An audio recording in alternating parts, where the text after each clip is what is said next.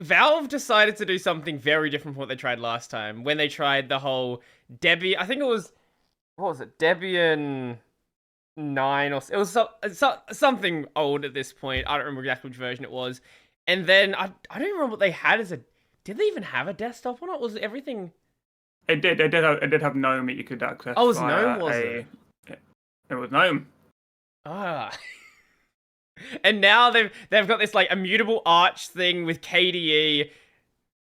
It seems like I've looked at some of the Valve Linux documentation. It seems like whoever they have there clearly has a deep understanding of Linux. Like the documentation is clearly written by someone who actually knows what they're talking about when it comes to Linux.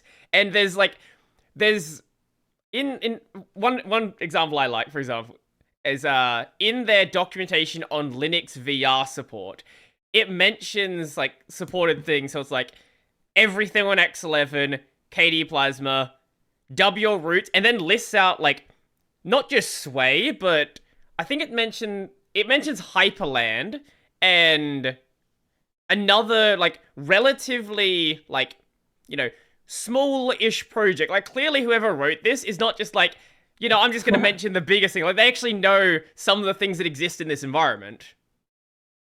Oh, definitely. I mean, there's talented people and people who are in the community as names that you know from your community, just working in collaboration.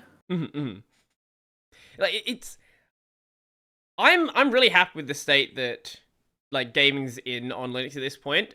It's gotten a lot better for sure, for sure in the past couple of years.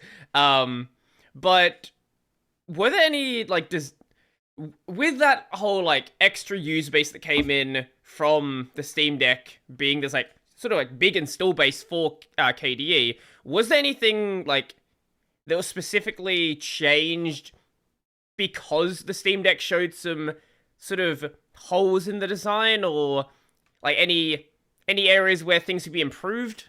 If there's anything that comes to mind. With my upstream KDE hat on, very little feedback has come from the Steam community. And if you look at your social media, you can definitely see people saying, I'm using a desktop mode, I'm using a desktop mode, and using it and stuff. But there's been very few bug reports, which could be a sense of not feeling like it's a community to get involved in, because it's a product you've bought rather than something you've gone and... I mean, you wouldn't install KDE on Arch without having an understanding of open source and all of this kind of thing. So there hasn't been a lot of engagement through our typical channels from Steam Deck users. And because of that, there's been little feedback. But if you look at your social media, there is all this stuff. I don't think anything's come in directly because of that. It is a nice positive sense within the KDE community since it, because having somebody else believe in your project helps. I mean, there's a social side of that within. In the last few conferences, there's been a bit more of a buzz than there's been in the previous years. So in future years, when we get Dell and IBM on board, and they'll be shipping it by default, and yeah. Well, you have to get them to stop selling devices with Ubuntu on it then, and then maybe you'll get something then. Yeah. Well, maybe get them on like Kubuntu or something. Then you get some KDE discussion. But I think you do make a good point about it being like a product, because like it's a lot. How would I say it? Like, when something is what you've chosen to install yourself, there's going to be a lot more interest in getting it to improve, and you have more of an understanding of what you're actually running in the first place. Like, I can imagine there are a lot of Steam Deck users who, this is the Steam Deck desktop. It's not, this is KDE that's running on the Steam Deck. Yeah. And none of the branding's been removed, but definitely it's that sense of, I mean, when you select it from the main game mode, it says enter desktop mode. It doesn't have that KDE branding. Yeah, so I think you're absolutely right, and there's nothing wrong with that. I mean, you want users to have that gradual introduction to Linux in a way where it is something that people just use. I mean, most of our audience of people are just using Linux rather than contributing back. Yeah. And that's the way it should be. I mean, you don't want your user base to be the same as your Git history. Otherwise, you're not doing it for people. So, no, that does make sense. It's definitely important that people get involved in repos. I've maybe not always necessarily contributing codes.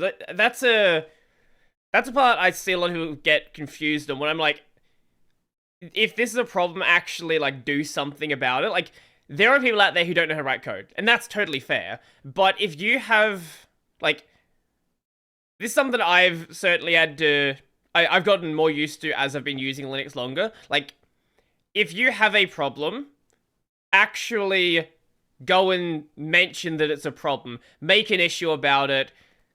Do it in a respectful way, please.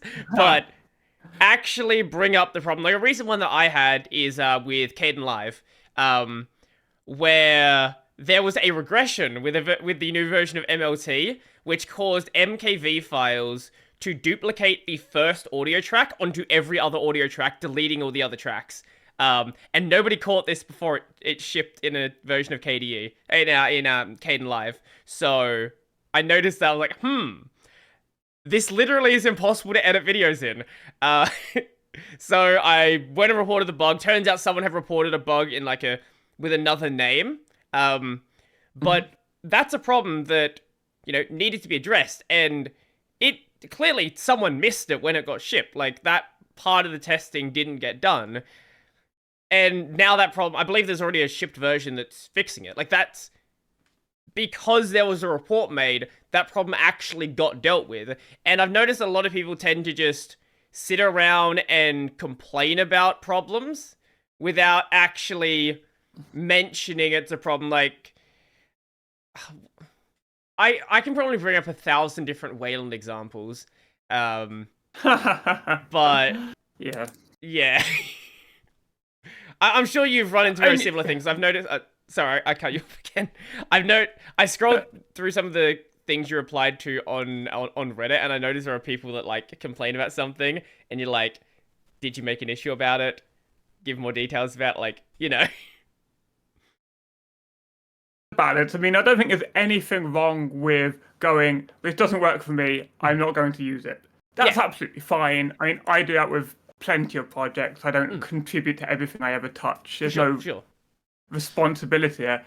But I think if you're going to go and complain on social media about something that you actively use, then if you're going to go to the effort of doing that, you might as well go to the effort of doing something productive. Definitely.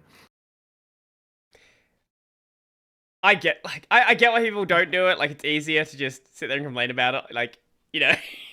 But yeah. So it's also frustrating as a developer point of view, because if you do see people complaining on social media, you don't want to just fix it, because then you're just encouraging more people to complain on social media. So that's an awkward balance.